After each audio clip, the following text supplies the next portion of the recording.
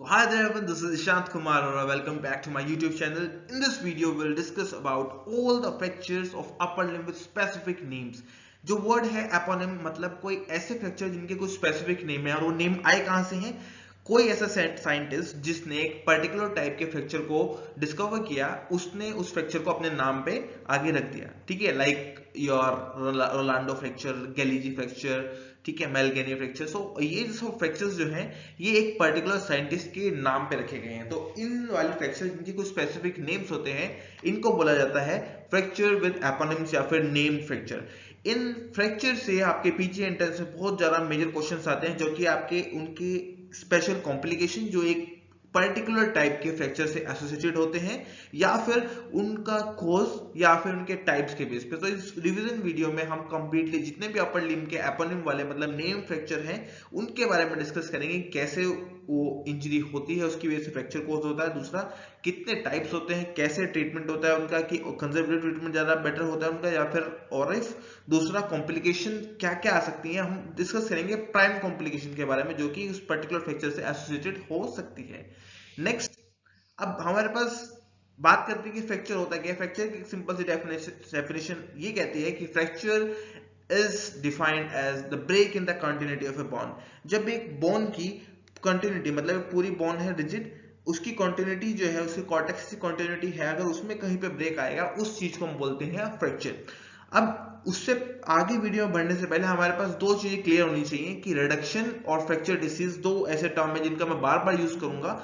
उनका मतलब क्या होता है? फ्रैक्चर डिसीज एक कॉम्प्लिकेशन है एक कास्ट की, एंड रिडक्शन मतलब जब आपका कंटिन्यूटी में ब्रेक आया मतलब किसी बोन में फ्रैक्चर हुआ तो जो बोन के सेगमेंट है उनको उनकी जगह पे, मान लो ये नॉर्मल बोन थी, फ्रैक्चर हुआ, टूटी, अब एक के ऊपर ओवरराइड कर गई, इसको इसकी जगह वापस लेके आने के प्रोसीजर को, बोन को अपनी प्री फ्रैक्चर स्टेट में लाने की जो एक स्टेज होती है उसको बोलते हैं, जो प्रोसेस होता है उसको बोलते हैं रिडक्शन। अब रिडक्शन दो टाइप हो सकता है, या तो ओपन या फिर क्लोज। ओपन मतलब जब आपको सर्जिकली उन दोनों पार्ट को एक दूसरे से फिक्स करना पड़े उसको बोला जाता है ओपन रिडक्शन। और जब आपको नॉन सर्जिकली मतलब कंजर्वेटिव मीन से आप उसको ज्वाइन करते हैं उसको बोलते हैं क्लोज रिडक्शन। हाँ, फ्रैक्चर डिसीज क्या होता है? Fracture disease is compose of two things. Fracture disease एक नॉर्मली जब किसी को फ्रैक्चर होता है कंजर्वेटिव मींस में हम क्या करते हैं, कास्ट लगा देते हैं। कास्ट लगाने की वजह से वो पर्टिकुलर जॉइंट इमोबिलाइज स्टेट में रहता है। इमोबिलाइज स्टेट में रहने की वजह से ना तो मसल्स का यूज होता ना ही उस जॉइंट मोबिलिटी होती। इन दोनों की वजह से जो है जब कास्ट को रिमूव किया जाता है तो दो कॉमन कंसर्न जो हमारे पास देखने को मिलती हैं, जो दो मेजर कॉम्प्लिकेशन हर फ्रैक्चर में आपको देखने को मिल सकती है, वो है एक तो आपका reduce range of motion at a particular joint, दूसरा मसल वेस्टिंग। सो इन दो चीजों को हम मिलाकर बोलते हैं फ्रैक्चर डिसीज, क्योंकि this occur due to an fracture, मतलब कि हर फ्रैक्चर की कॉम्प्लिकेशन हो सकती है। नेक्स्ट, अब बात करते हैं सबसे पहले हमारे प्राइम फर्स्ट फ्रैक्चर की जिसका नाम है नाइट स्टिक फ्रैक्चर। आपने सुना भी होगा। ये फ्रैक्चर जो है एक आइसोलेटेड फ्रैक्चर होता है, जो आपकी शाफ्ट है, अल्नर शाफ्ट का जो फ्रैक्चर होता है उसको बोला है नाइट स्टिक फ्रैक्चर। आप इसको याद कैसे करेंगे, इसका नाम कहां से आया? जो वर्ड है नाइट स्टिक वो उसको यूएस में मतलब यूनाइटेड स्टेट्स ऑफ अमेरिका में इसको यूज किया जाता है जब कोई चोर वगैरह जब अपना जो है रात के टाइम में पुलिस से बच के भाग रहे होते थे, उस टाइम पुलिस क्या करती थी, अपना बैटन यूज करती थी। बैटन मतलब जो अपना डंडा यूज करती थी। तो चोर बचने के लिए नॉर्मली क्या करता है, कोई मारता तो बचने के लिए ऐसे हाथ करते हैं ना, ऐसे हाथ करते ही जो मिडिल एस्पेक्ट है उस पे कौन सा बोन है, अल्नर बोन है। तो जैसे आप ऐसे हाथ करोगे बचने के लिए, जैसे यहाँ स्टिक लगी तो डायरेक्ट हिट की वजह से जो यहाँ पे फ्रैक्चर होता था अल्नर बोन में, जो शाफ्ट होती थी अल्नर शाफ्ट उसमें फ्रैक्चर होता है, उसको बोला जाता है नाइट स्टिक फ्रैक्चर। वहां से ये नाम आया है नाइट स्टिक फ्रैक्चर। इसका मैनेजमेंट यूजुअली कंजर्वेटिव होता है और इसके कॉम्प्लिकेशन बस फ्रैक्चर डिसीज के अलावा कोई मेजर कॉम्प्लिकेशन नहीं देखने को मिलता है अनलेस अगर फ्रैक्चर ओपन ना हो। ओपन फ्रैक्चर में अलग चांसेस होते हैं इन्फेक्शन और अदर कॉम्प्लिकेशंस के। नेक्स्ट हमारा फ्रैक्चर दो आते हैं, मोंटेजिया और गैलेजी, जिसमें कि बहुत बच्चे कंफ्यूज होते हैं कि कैसे आप इसको याद करें। इसको आज सबसे हम सिंप्लीफाई कर देंगे। मोंटेजिया और गैलेजी में सबसे पहले आपको दो चीज याद करनी है। ये दोनों फ्रैक्चर ऐसे हैं जिसमें दोनों बोन का इन्वॉल्वमेंट होता है, मतलब फ्रैक्चर और डिसलोकेशन। पहली चीज, इसमें दो चीज होंगी, फ्रैक्चर होगा डिसलोकेशन होगा। फर्स्ट थिंग इज क्लियर, एक बोन का फ्रैक्चर होगा, दूसरी बोन का डिसलोकेशन होगा। दूसरी चीज क्लियर, बस ये याद हो गया तो आपका फ्रैक्चर ये कंप्लीट हो गया। कैसे? सबसे पहले बात करते हैं, आपको एक ये डायग्राम दिखा रहा है। अभी ये जो फोटो बनी हुई है, मगर जिसको बोलते हैं, मगर मतलब डाकू, लुटेरा, ठीक है, इसके शक्ल से पता चल रहा होगा। तो ये एक निमोनिक है, याद करने के लिए, MUGR। MU से मोंटेजिया अल्नर, एंड GR गैलियजी या रेडियस। मोंटेजी और गैलिजी जो है ये वो हमारे साइंटिस्ट के नाम है, जैसे कि आप यहाँ चेक कर पा रहे हैं, रिकार्डो गैलिजी, इसने इस फ्रैक्चर को जो है डिस्कवर किया है, गैलिजी ने। और दूसरा हमारे पास है बैटिस्टा मोंटेजिया, जिसने एक मोंटेजिया फ्रैक्चर जिसके नाम पे रखा गया। दूसरा, अब बात करते हैं, दो चीज क्लियर हो गई, एक तो फ्रैक्चर होगा, एक डिसलोकेशन होगा अलग अलग बोन का, और दोनों बोन का इन्वॉल्वमेंट होगा। अब याद कैसे करें? देखो, M मतलब आपकी मोंटेजिया फ्रैक्चर में अल्ना का फ्रैक्चर होगा, पहली चीज।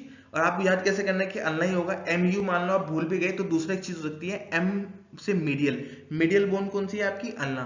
तो मीडियल बोन का फ्रैक्चर, और हमें पता है कि इसमें दो चीज होती है, एक तो डिसलोकेशन, दूसरा फ्रैक्चर। अगर अल्ना पे फ्रैक्चर हो गया तो डिसलोकेशन किसका होगा? ऑब्वियसली आपकी रेडियस का। तो इसमें रेडियस हेड का डिसलोकेशन होता है, साथ में आपकी फ्रैक्चर होता है ऑफ योर अल्ना, ठीक है। और उसका कॉमन पैटर्न जो देखने को मिलता है वो होता है डोर्सल एंगुलेशन होता है। डोर्सल एंगुलेशन मतलब जो आपका एंगल है वो जो आपकी आपका डोर्सल पार्ट है बोन का, वो पोस्टीरियरली शिफ्ट कर जाता है, जिसकी वजह से एंगुलेशन एंटीरियर साइड देखने को मिलता है। दूसरा, गैलिजी में क्या होता है? गैलिजी में हमने मगर से याद किया MUGR, इसमें रेडियस पहले आ रही है, GR के साथ क्या है? गैलिजी रेडियस। तो इसमें फ्रैक्चर किसका होगा? रेडियस का। जब एक बोन का फ्रैक्चर होगा, दूसरी का क्या होगा? डिसलोकेशन। अब इसमें आपको याद कैसे करना है? अब जो हमें पता है, रेडियस हेड जो प्रोक्सिमल होता है, एल्बो के पास होता है, तो G फॉर ग्राउंड। ग्राउंड से याद करते हो, ग्राउंड कहां पे होता है? नीचे, जमीन नीचे की तरफ है ना। तो इसमें दोनों चीजें नीचे की तरफ हो रही है। एक तो आपकी R से रेडियस फ्रैक्चर तो हो गया रेडियस का, दूसरी कौन सी बोन बची? अल्ना। तो डिसलोकेशन होता है आपका डिस्टल अल्ना का। तो ऐसे आप इन दोनों फ्रैक्चर को डिफरेंशिएट कर सकते हो, ऐसे इसको आप याद कर सकते हो, ठीक है। तो इसमें दो चीज देखने को मिलती है, डिसलोकेशन एंड फ्रैक्चर। दोनों बोन का इन्वॉल्वमेंट होता है, एक का डिसलोकेशन होगा और दूसरी का आपका फ्रैक्चर होगा। तो ऐसे इसको याद करते हैं। ज्यादातर मोंटेजिया फ्रैक्चर में आपको जो है ORF करना पड़ता है। मोर ओवर, अगर हम बात करते हैं गैलिजी की, उसमें भी अडल्ट में और बात करेंगे तो ओपन रिडक्शन ज्यादा कॉमन होता है, और चिल्ड्रंस में क्लोज रिडक्शन से ही काम चल जाता है। थर्ड थिंग, कॉम्प्लिकेशन क्या देखने को मिलती है? दोनों फ्रैक्चर में एक प्राइम कॉम्प्लिकेशन होती है, पेशेंट को जो है वो प्रोनेशन और सुपिनेशन, मतलब जो मूवमेंट हमारे रेडियो अल्नर जॉइंट्स पे होती हैं वो अफेक्टेड होती हैं। ऐसा क्यों? क्योंकि इसमें डिसलोकेशन देखने को मिलता है, आइदर आपका प्रोक्सिमल रेडियो अल्नर जॉइंट का या फिर डिस्टल रेडियो अल्नर जॉइंट का। उस डिसलोकेशन या होने की वजह से पर्टिकुलर जो मूवमेंट अफेक्ट होती है वो होती है supination and pronation. So I hope अब आपको ये फ्रैक्चर बिल्कुल क्लियर होगा। ये दोनों में आप इजीली डिफरेंशिएट कर पाएंगे। G फॉर ग्राउंड, तो ग्राउंड मतलब नीचे, नीचे मतलब नीचे पार्ट कौन सा है? ये वाला। तो दोनों चीज यहाँ पे होगी, मतलब डिस्टल एंड पे होंगी, ऐसा आप इसको याद कर सकते हैं। और M फॉर मीडियल, मीडियल में कौन सी बोन? अल्ना। और दूसरा, अगर उससे भी याद ना हो तो ये आपका जो निमोनिक बना हुआ है यहाँ पे दिए डाकू वाला, MU मगर जिसको बोलते हैं, उससे आप याद कर सकते हैं। सो नेक्स्ट हम आते हैं कॉलिज फ्रैक्चर पे। ये तो बहुत फेवरेट फ्रैक्चर होता है, मतलब हर जो है ओपीडी में आप जाएंगे तो मोस्ट कॉमन फ्रैक्चर जो आपको, जिसका प्रेवलेंस बहुत ज्यादा होता है, ये आपको देखने को मिलता है। ये फ्रैक्चर ज्यादातर विमेंस में ज्यादा कॉमन होता है, 30 to 45 की एज में, या फिर पोस्ट मेनोपॉजल वुमेन में देखने को मिलता है। ऐसा क्यों? क्योंकि ये फ्रैक्चर ट्रिवियल ट्रॉमा होने की वजह से हो सकता है। And most common cause of this fracture is FOOSH injury, FOOSH। FOOSH एक टर्म है जिसको हम यूज करते हैं, जिसका मतलब होता है फॉलिंग ऑन आउटस्ट्रेच हैंड। जब एक आदमी चलते गिरा तो सबसे पहले हम प्रोटेक्टिव मैकेनिज्म होता है बॉडी का कि हम अपने हाथ को सामने ऐसे लेके आते हैं। उस सामने लाने को जब सीधा गिरते हैं हाथ पर डायरेक्ट हिट से, उसको बोलते हैं फूश इंजरी। तो उसमें अगर पेशेंट ऐसे गिर रहा है तो मोस्ट कॉमन चांसेस होते हैं कॉलिज फ्रैक्चर होने के। अब फ्रैक्चर जो होता है वो आपका डिस्टल एंड ऑफ रेडियस पे देखने को मिलता है, जस्ट 2 सेंटीमीटर। जो डेफिनेशन होती है कॉलिज फ्रैक्चर की वो कहती है कि जो आपका रेडियो अल्नर जॉइंट बन रहा है, जो आपका लास्ट रेडियस जो बोन बना रही है आपके कार्पल्स के साथ, उस जॉइंट से जस्ट 2 सेंटीमीटर पहले जो फ्रैक्चर देखने को मिलता है डिस्टल एंड ऑफ रेडियस पे, उसको बोला जाता है कॉलिज फ्रैक्चर। इस फ्रैक्चर की एक खास बात होती है कि इसमें एक पर्टिकुलर टाइप की डिफॉर्मिटी बनने को आपको देखने को मिलती है, उसको बोलते हैं स्पेट डिफॉर्मिटी। मिलती है आपकी स्मिथ में और कॉलेज में मिलती है आपको बायोनेट डिफॉर्मिटी। बायोनेट डिफॉर्मिटी या फिर उसका दूसरा नाम होता है dinner fork deformity. Dinner fork में मतलब क्योंकि जब आप ऐसे गिरे तो ये जो बोन टूट के ऊपर की तरफ आई तो ये शेप हो जाएगी ऐसे करके, जैसे कि आप हमारा ये सेकंड वाली इमेज देख पा रहे हैं। तो इन दोनों फ्रैक्चर में कंफ्यूजन क्या होता है आपके एमसीक्यूज में कि आपको 3 ऑप्शन दिए होंगे, bayonet, dinner fork deformity and garden spade. तो आपको याद कैसे करना है, स्मिथ में एस है और गार्डन स्पेड में भी एस है, सो एस इक्वल टू एस। तो गार्डन स्पेड डिफॉर्मिटी किससे बनेगी, स्मिथ से। और आपका जो डिनर फॉक डिफॉर्मिटी है या फिर बायोनेट डिफॉर्मिटी है, बायोनेट क्या होता है आपने देखा होगा जो हमारी मूवीज आती हैं उसमें सोल्जर्स के पास गन होती है, गन के आगे ना एक नाइफ लगा होता है अलग से, उसकी शेप ऐसे होती है, एक के ऊपर एक ऐसे लगे होते हैं, उसकी शेप की जो मतलब उसका जो विजुअल अपीयरेंस होता है उस पर्टिकुलर बायोनेट का, वो सिमिलर होता है इस फ्रैक्चर की अपीयरेंस की, इसलिए इसका नाम दूसरा बायोनेट डिफॉर्मिटी या फिर डिनर फॉक। डिनर फॉक की शेप ऐसी होती है ना, एकदम आगे से उठा होता है ऐसे करके, वैसी एक आपको फ्रैक्चर होने के बाद पोजीशन देखने को मिलती है। दूसरा स्मिथ फ्रैक्चर भी सेम फ्रैक्चर है, बस उसमें डायरेक्शन ऑफ डिस्प्लेसमेंट अलग देखने को मिलती है। कॉलेज फ्रैक्चर में आपको देखने को मिलेगा कि लेटरल डिस्प्लेसमेंट होता है, लेटरल एंड डोर्सल डिस्प्लेसमेंट देखने को मिलता है आपके किसका, रेडियस बोन का, कि अपवर्ड एंड लेटरली शिफ्ट कर जाती है बोन। बल्कि आपका जो स्मिथ फ्रैक्चर है उसमें इसका उल्टा होता है। ऐसा क्यों, कॉलेज फ्रैक्चर तब होगा जब आप अपने हाथ पे ऐसे गिरोगे सीधा करके, अगर आप यही उल्टा अपने हाथ पे ऐसे गिर जाते हो कि आपका हाथ जो है वो है फ्लेक्शन में, अगर डायरेक्ट ऐसे गिरते हो तो रेडियस बोन का फ्रैक्चर होके वो डोर्सल शिफ्ट नहीं होगी, डोर्सल मतलब पोस्टीरियर शिफ्ट नहीं करेगी, वो वेंट्रल शिफ्ट कर जाएगी। तो जो वेंट्रल शिफ्ट होता है उसको बोलते हैं हम स्मिथ फ्रैक्चर। और जैसे कि आप डायग्राम भी देख पा रहे हो, इंपैक्ट आया जैसे कि फ्लेक्स रिस्ट पे, उसकी वजह से डिफॉर्मिटी बनती है, उसको बोलते हैं गार्डन स्पेड डिफॉर्मिटी। अब एक कॉमन जो क्वेश्चन देखने को मिलता है हमारे एमसीक्यूज में या फिर पीजी एंट्रेंस एग्जाम में, वो है कॉलेज कास्ट। कॉलेज कास्ट जो होता है एक वो होता है बिलो एल्बो कास्ट होता है। बिलो एल्बो मतलब एल्बो जॉइंट का उसमें इन्वॉल्वमेंट नहीं होता, और क्योंकि हमें पता है कि फ्रैक्चर हुआ कैसे, ऐसे करके, और डोर्सल डिफॉर्मिटी बन चुकी है, तो फ्रैक्चर का रिडक्शन करने के बाद हम उसको पाल्मर हल्का सा फ्रैक्शन और अल्नर डेविएशन में रखते हैं। ऐसा क्यों करते हैं, क्योंकि जो डिफॉर्मिटी बनी है वो डोर्सल हाथ जो होता है वो डोर्सी फ्लेक्शन में चला जाता है, डोर्सी फ्लेक्शन मतलब एक्सटेंशन में चला जाता है, या फिर डोर्सल टिल्ट होने की वजह से रेडियस फ्रैक्चर सेगमेंट के, तो उसको रिड्यूस करके वापस की जगह पर लाते हैं, ट्रैक्शन देंगे। दूसरा, क्योंकि हमें पता है कि इस फ्रैक्चर होने की वजह से, जैसे कि मैं अभी बताया था कि लेटरल शिफ्ट देखने को मिलता है, लेटरल शिफ्ट होने की वजह से आपका जो है वो अल्नर डेविएशन होने की बजाय रेडियल डेविएशन हो जाता है। रेडियल डेविएशन को कम करने के लिए आप अल्नर डेविएशन करते हैं और प्लांटर फ्लेक्शन करते हैं। ऐसे करके जो कास्ट लगाया जाता है इसको बोलते हैं कॉलेज कास्ट, जो कि एक इंपॉर्टेंट क्वेश्चन बनता है आपके एमसीक्यूज में। सो आई होप आपको ये चीज क्लियर होगी कि ऐसा क्यों इस कॉलेज कास्ट को शेप दिया जाता है, क्योंकि आपका जो डिस्टल सेगमेंट है रेडियस का, फ्रैक्चर होने के बाद वो लेटरली और डोर्सली शिफ्ट करता है, तो हमें उसका अपोजिट डायरेक्शन देनी पड़ती है बोन को हील होने के लिए। इसका अपोजिट देखने को मिलता है हमारे स्मिथ फ्रैक्चर में, और ये फ्रैक्चर ज्यादातर जो है कंजर्वेटिव मीन से ट्रीट किया जाता है। नेक्स्ट हम बात करते हैं बार्टन्स फ्रैक्चर की, जो कि एक मार्जिनल फ्रैक्चर है। बार्टन्स फ्रैक्चर, स्मिथ फ्रैक्चर, आप बार्टन और स्मिथ फ्रैक्चर को जो है डिफरेंशिएट करना बहुत कभी कभी जो एक डिफिकल्ट टास्क हो जाता है, क्योंकि उनकी शेप जो होती है ऑलमोस्ट सिमिलर देखने को मिलती है। बार्टन फ्रैक्चर जो होता है वो भी एक रेडियस का फ्रैक्चर है और ऑलमोस्ट सेम साइड पे होती है, लेकिन यहाँ पर ट्रिक क्या है कि जो आपका बार्टन फ्रैक्चर है वो इंट्रा आर्टिकुलर फ्रैक्चर है। इंट्रा आर्टिकुलर मतलब जो सेगमेंट है बोन का जो कि जॉइंट बना रहा है वो उसको इन्वॉल्व करता है, तो इसलिए इसको बोला गया इंट्रा आर्टिकुलर। वेयर एज आपका जो स्मिथ फ्रैक्चर है या फिर कॉलेज फ्रैक्चर है वो इंट्रा आर्टिकुलर नहीं है। इंट्रा आर्टिकुलर मतलब ये this are, let me show you just a minute. अब ये जो है आपके, ये है आर्टिकुलर सरफेस जिनको राइट साइड से मार्क कर रहा हूं, देख पा रहे हैं आप यहाँ मेरे स्क्रीन पे। अब ये भी आपका आर्टिकुलर सरफेस है। ये कॉलेज फ्रैक्चर है क्योंकि डोर्सल टिल्ट हुआ इसमें, ये स्मिथ फ्रैक्चर है क्योंकि इसमें वेंट्रल टिल्ट हुआ। लेकिन किसी भी फ्रैक्चर में आप देख पा रहे होंगे कि जॉइंट वाले सेगमेंट का मतलब जो पार्ट जॉइंट बना रहा है उससे उसमें कोई फ्रैक्चर नहीं है, फ्रैक्चर उससे पीछे ही है, जस्ट 2 सेंटीमीटर पहले। ठीक है, यही डेफिनेशन कहती है कॉलेज फ्रैक्चर की। लेकिन बार्टन फ्रैक्चर में क्या ट्रिक है कि इसमें आपका क्या इन्वॉल्व हो गया, जॉइंट बनाने वाला सेगमेंट, मतलब जो आपका डिस्टल मोस्ट एंड है रेडियस का, उसका इन्वॉल्वमेंट होता है और ये फ्रैक्चर जॉइंट लाइन को इन्वॉल्व कर लेता है। तो इसको बोला जाता है intra articular fracture to the distal articular surface of your radius, जो कि आपका दो टाइप्स हो सकता है, या तो एंटीरियरली या फिर पोस्टीरियरली। अगर एंटीरियरली मतलब जो डोर्सल सेगमेंट इन्वॉल्व करेगा, और ये वाला फ्रंट वाला, और डोर्सल उसको तब बोलते हैं जब वो पोस्टीरियर सेगमेंट इन्वॉल्व करेगा। ट्रीटमेंट ज्यादातर इसका जो होता है कंजर्वेटिव मीन से किया जाता है, जिसमें कि मैनिपुलेशन करने के बाद, क्लोज मैनिपुलेशन मतलब होता है कि ट्रैक्शन देके रिडक्शन करना, रिडक्शन मतलब अपनी जगह वापस लेके आना। उसके बाद कुछ केसेस में जहां पे डिसलोकेशन ज्यादा होता है और वो कंजर्वेटिव मीन से ट्रीट नहीं होता, उस केस में ऑरिफ करना पड़ता है। ऑरिफ मतलब open reduction and internal fixation. Next fracture की बात करते हैं, that is chauffeur fracture. Chauffeur fracture का दूसरा नाम है हचिंसन फ्रैक्चर, जो कि साइंटिस्ट जिन्होंने इस फ्रैक्चर के बारे में बताया था।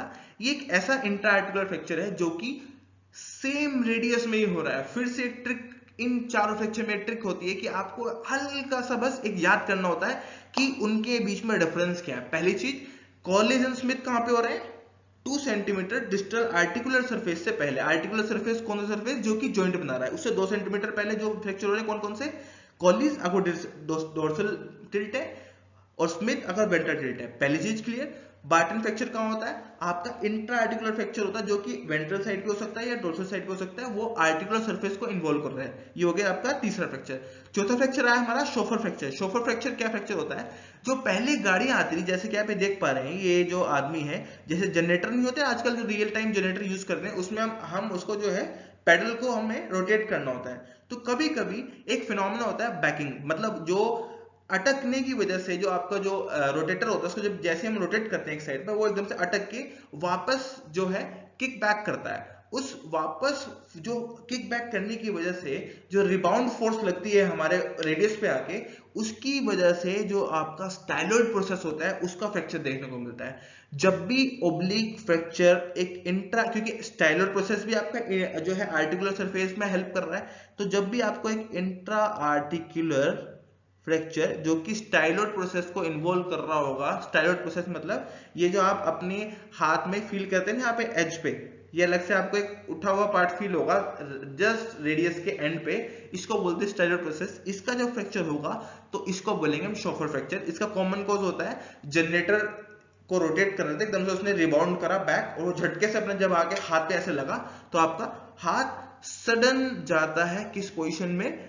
रेडियल डेविएशन में। सडन रेडियल डेविएशन होने की वजह से फ्रैक्चर जो होता है, sudden radial deviation and hyper extension and radial deviation leads to this fracture known as chauffeur fracture. Chauffeur fracture क्यों बोला जाता है? क्योंकि ये शाफ्ट को जब रोटेट करते हैं, इसको बोला जाता है शॉफर। तो ऐसे आप इस फ्रैक्चर को याद कर सकते हैं। इस फ्रैक्चर का सिंपल सा मैनेजमेंट होता है, जो कि कभी कभी अगर ज्यादा डिसलोकेशन हो तो हम हार्बर्ट स्क्रू का यूज किया जाता है। हार्बर्ट स्क्रू एक हेडलेस स्क्रू होता है, जिससे उस स्क्रू का कोई हेड नहीं होता, तो उसको डायरेक्टली इंसर्ट किया जाता है। या तो उसका यूज किया जाता है या फिर कंजर्वेटिव मीन से ट्रीट किया जाता है। कंजर्वेटिव मतलब आपका सिंपल उस पर कास्ट लगा के। नेक्स्ट हम बात करते हैं हमारे बेनेट फ्रैक्चर की और रोलांडो फ्रैक्चर की। अब बेनेट और रोलांडो ये भी दो ऐसे फ्रैक्चर हैं जो कि आपके फर्स्ट मेटाकार्पल मतलब थंब के बेस पे होते हैं। अब इसको कैसे याद करना है हमें कि ये भी सेम जगह पे हो रहे हैं, जैसे आपका कॉलिज और स्मिथ था, जो आपका बार्टन था, आपका शॉफियर था, तो वो भी सेम जगह पे होता है। अब कैसे डिफरेंशिएट करेंगे? अब रोलांडो वाला फ्रैक्चर जो इसको याद कर सकते हो, आपका जो प्लेयर है रोनाल्डो हम बना के देखते हैं। अभी ये हो गया फेस, ये और ये हो गए लेग्स, ठीक है। अब ये लेग्स से हम याद कर रहे हैं कि एक आदमी खड़ा है, तो आदमी मतलब कि ये तीनों जो है ये फ्रैक्चर सेगमेंट मान लो, तो ये 3 शेप में टूटा हुआ है, तो कंप्लीट इंट्रा आर्टिकुलर फ्रैक्चर होगा। कंप्लीट मतलब 3-4 शेप हो चुकी हैं उसकी, 3-4 जगह से टूटा है वो, सिर्फ इंट्रा आर्टिकुलर रीजन में। इंट्रा आर्टिकुलर मतलब जहां पे जॉइंट बन रहा है उस सेगमेंट में टूटा है। बेस ऑफ फर्स्ट मेटाकार्पल, उसको बोलेंगे रोनाल्डो फ्रैक्चर। रोलांडो फ्रैक्चर याद कैसे करेंगे? रोनाल्डो को याद करेंगे, रोनाल्डो की 2 पैर, तो एक ऐसे शेप बनी, मतलब कि 2 से 3 पीस हो गए। 2 से 3 पीस होने का मतलब आपका कंप्लीट इंट्रा आर्टिकुलर फ्रैक्चर हो गया है बेस ऑफ फर्स्ट मेटाकार्पल या फिर बेस ऑफ थंब का, उसको बोलते हैं रोनाल्डो फ्रैक्चर। आपको रोनाल्डो से याद करना है, क्योंकि इसमें 3-4 पीस हो चुके हैं बोन के, इसमें ज्यादा फ्रैक्चर हुआ है, तो ये ज्यादा सीरियस है ये, तो इसका मैनेजमेंट बड़ा मुश्किल होता है, इसमें चांसेस ऑफ ऑस्टियोआर्थराइटिस ज्यादा होते हैं, ठीक है। तो वो एक कॉमन कॉम्प्लिकेशन है इस पर्टिकुलर टाइप के फ्रैक्चर की। दूसरा, आपका जो बेनेट फ्रैक्चर है जो इसी के जैसा दिखने वाला है, लेकिन उसमें पार्शियल इंटर आर्टिकुलर फ्रैक्चर होता है। उसमें बस बोन का हल्का सा पार्ट इन्वॉल्व होगा सिर्फ इंटर आर्टिकुलर रीजन में ही, लेकिन सिर्फ एक ही पीस हुआ, जैसे कि इसमें देख रहे हो सिर्फ एक ही पीस का इन्वॉल्वमेंट हुआ है। तो बी इज बेटर, इससे भी कर सकते हो, B stands for better, B is better. तो बेनेट वाला बेटर होता है, उसका मैनेजमेंट अच्छी तरह से, क्योंकि जो चीज टूटी का उसको जोड़ना आसान है, जो जरा टूटी है उसको जोड़ना मुश्किल है। तो ऐसी बी इज बेटर मतलब बेनेट इज बेटर, इसलिए ऐसे आप याद कर सकते हो कि जो बेटर है वो कौन सा है, बेनेट है, और जो डिफिकल्ट है वो है आपका रोनाल्डो। ये रोनाल्डो नहीं है, ये रोनाल्डो फ्रैक्चर है। रोनाल्डो फ्रैक्चर को याद करने के आप रोनाल्डो को याद कर सकते हैं। आप उसकी ये जैसे खड़ा हुआ है ऐसे शेप याद कर सकते हैं कि 2 पैर, तो मतलब 3-4 पीस हुए हैं बोन के। अब इसका मेन कॉज क्या होता है, एक्सियल लोडिंग, कि आपका आप गिरे डायरेक्ट थंब पे ऐसे करके जो है चोट लगी। ट्रीटमेंट कंजर्वेटिव भी हो सकता है और के वायर से फिक्सेशन करके भी इसको जो है ट्रीट किया जाता है। नेक्स्ट हम बात करते हैं बॉक्सर्स फ्रैक्चर की। यूजुअली आपने देखा होगा कि कुछ लोग जो है वॉल पे जो है हिट कर देते हैं, या फिर मतलब they are not accustomed to do particular exercises, जो अभी नए नए स्टार्ट करते हैं। जैसे उन्होंने हिट किया तो डायरेक्ट हिट होने की वजह से जो यहाँ पे आपके 5th मेटाकार्पल में डायरेक्ट एक्सियल लोडिंग की वजह से जो डिस्टल एंड होता है, नेक जिसको बोलते हैं, ये पर्टिकुलर जो एक्सरे में देख पा रहे हो इसको बोलते हैं neck of your metacarpal.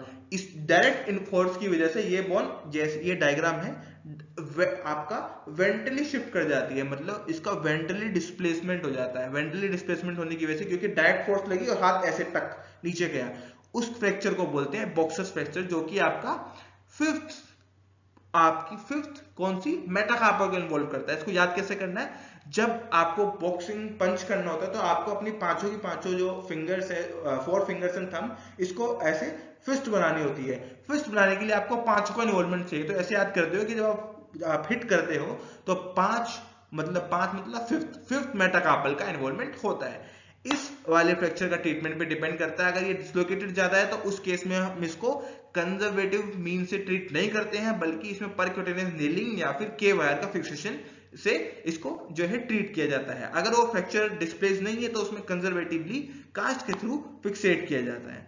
Next जो आता है आपका, हम डिस्कस करेंगे इस फ्रैक्चर्स जो बचे हुए हैं उनको second part of this video में, जिसमें कि आपके आएंगे लोअर लिम्ब और आपके जो स्पाइन के फ्रैक्चर्स हैं, जिन जो एपोनिम फ्रैक्चर है, जिनके स्पेसिफिक नेम्स हैं। आई होप इस वीडियो में आपको कोई डाउट नहीं होगा। कोई आपको डाउट लगता है तो आप अपनी वीडियो के कमेंट सेक्शन में बता सकते हैं, और आप सब्सक्राइब कर लीजिए हमारी सेकेंड वीडियो के लिए, जिसमें कि हम डिस्कस करेंगे ऐसे एक इंटरेस्टिंग वे में आपको याद कराने के लिए कि कैसे आप याद कर सकते हैं अदर लोअर लिम्ब के eponyms. So I hope you like the video. Kindly share this video with your friends. Thank you and for watching our videos. Please subscribe. Thank you.